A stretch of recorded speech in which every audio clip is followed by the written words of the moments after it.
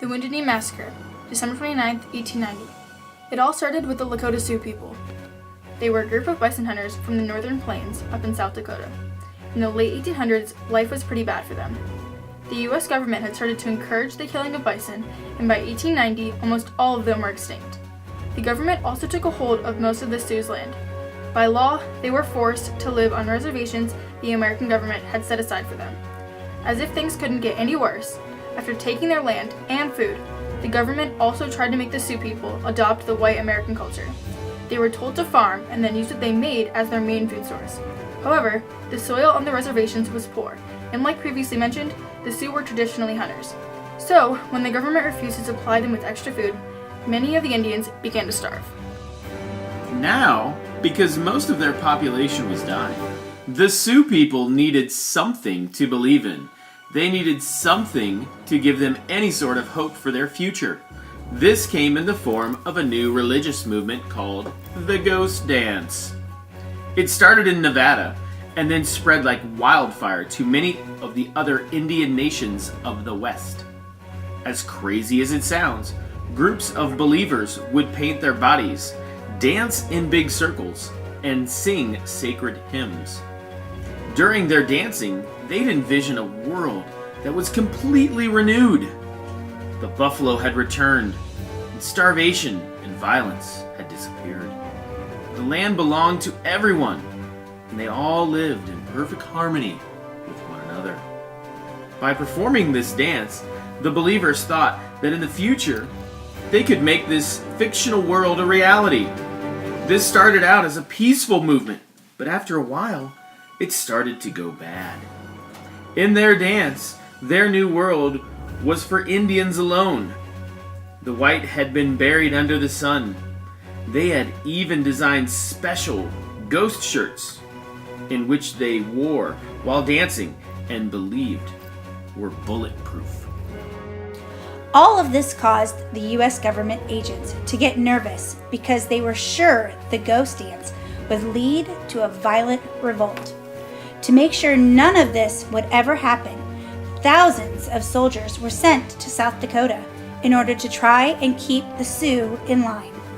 They decided to arrest all of the Indian leaders they thought were behind the movement, one of them being Spotted Elk, whose tribe nickname was Bigfoot.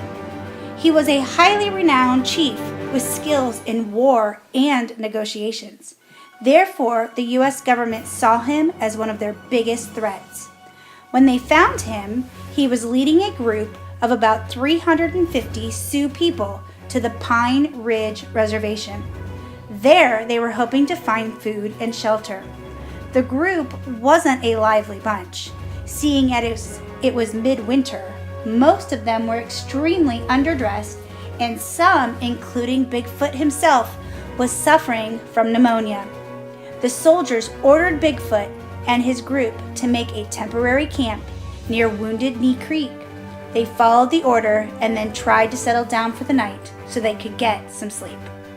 The next morning, the soldiers started to search the camp for guns. The group's medical man, Yellowbird, urged the Indians to resist.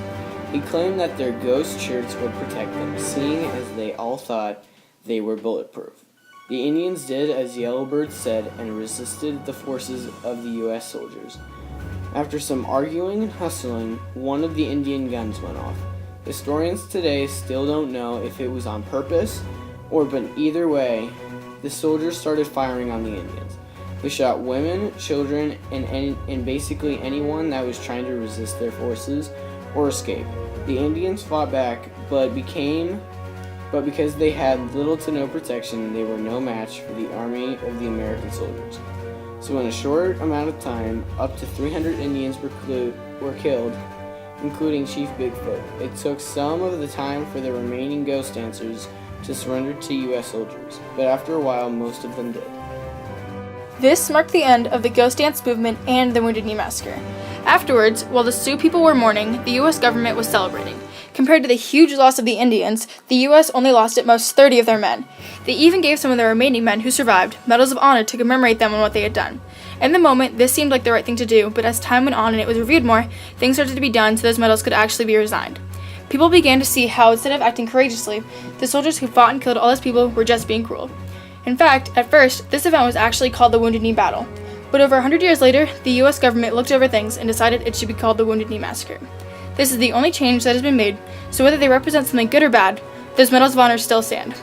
But no matter what, this event is so important to remember in our history, whether that's through monuments, memorials, or projects like this.